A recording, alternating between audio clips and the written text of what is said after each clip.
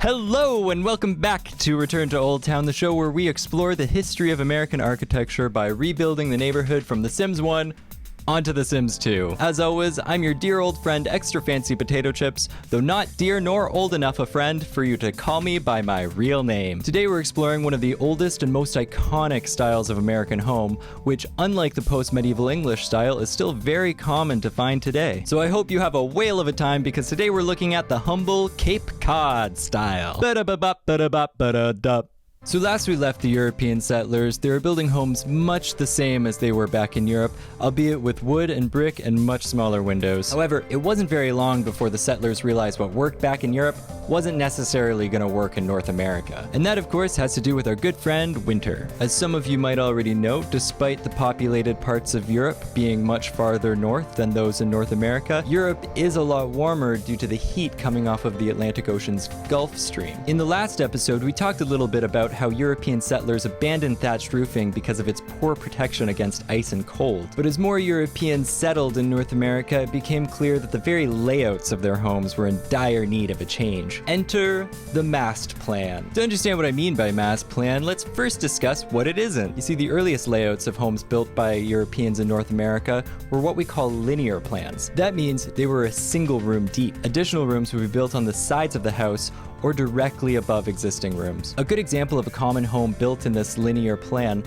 is the I-house, which was popular in both the northern and southern English colonies. However, the main disadvantage of a linear plan is that they just have too many walls exposed to the cold outdoors. Not to mention, when you build linearly, you could only make your home so big. So for people stuck inside their homes for multiple months each winter, a small home is not ideal. These factors are what popularized the mast plan. In a mast plan, rooms don't just extend out the sides of the home, but also to the rear. This gives a home more interior space without compromising its exposure to the cold outdoors. And that brings us to the Cape Cod house. These homes were mass plan variants of the popular English Holland parlor style home. These mass plan variations became very popular in New England, not just because of their livability, but also because of their affordability. Now, if you saw the last episode, you could probably see a few carryovers from the post-medieval English style, largely that steep roof, but also that centralized chimney. The main difference between these homes and the ones that we see back in Salem is that these homes are always 1 or 1.5 stories tall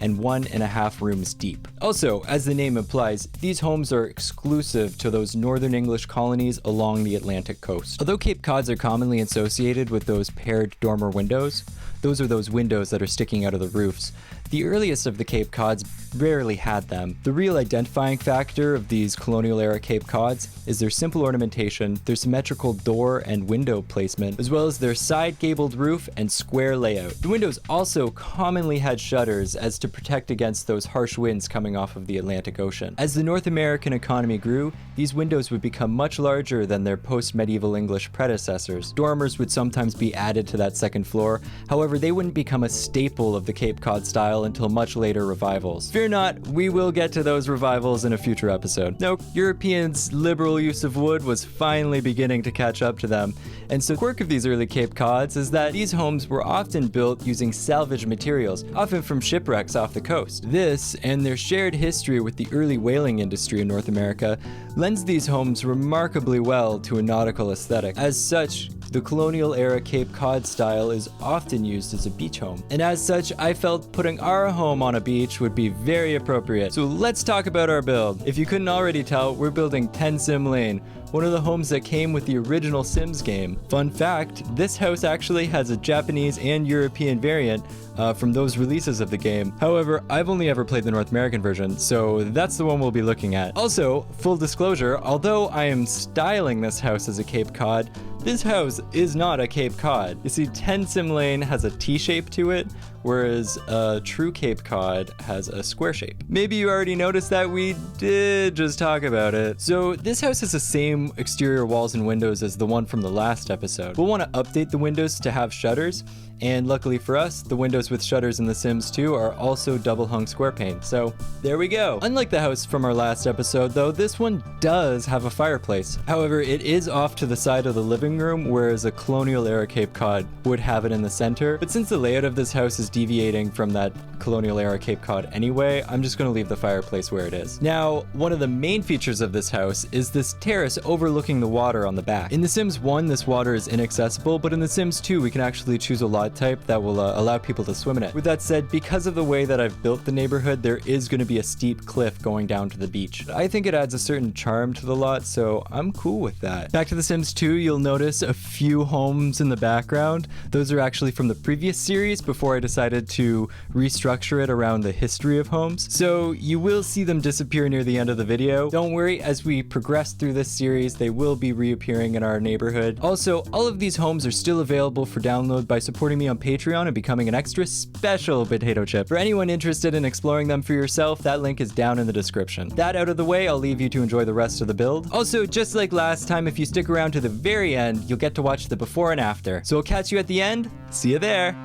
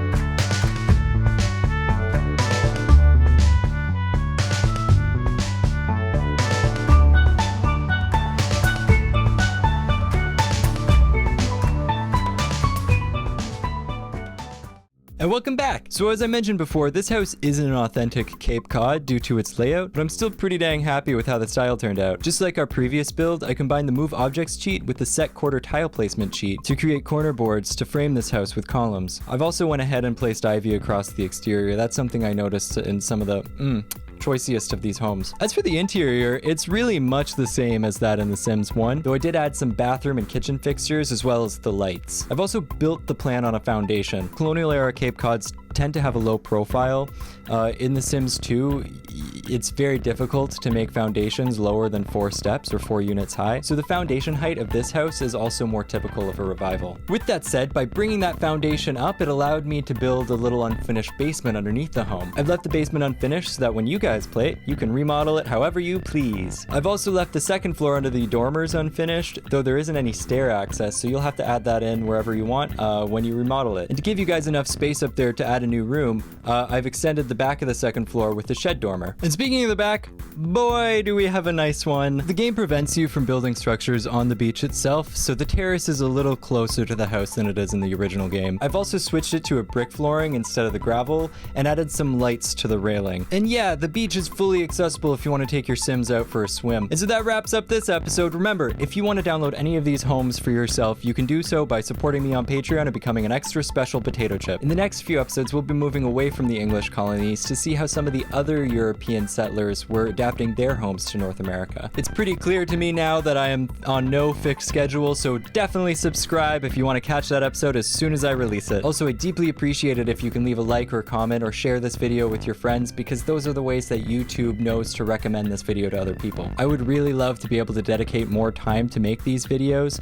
but the only way I can do that is to become a YouTube partner, and right now I have a long ways to go before that's even remotely possible. So please, subscribe, like, comment, share, you know all the stuff. You know all the stuff that helps. It really does help a lot, and if you can't think of what to comment, just comment this. Gee, Cape Cod homes. They're real neat. So thanks again for watching, and without further ado, here's your before and after. Till next time, take care.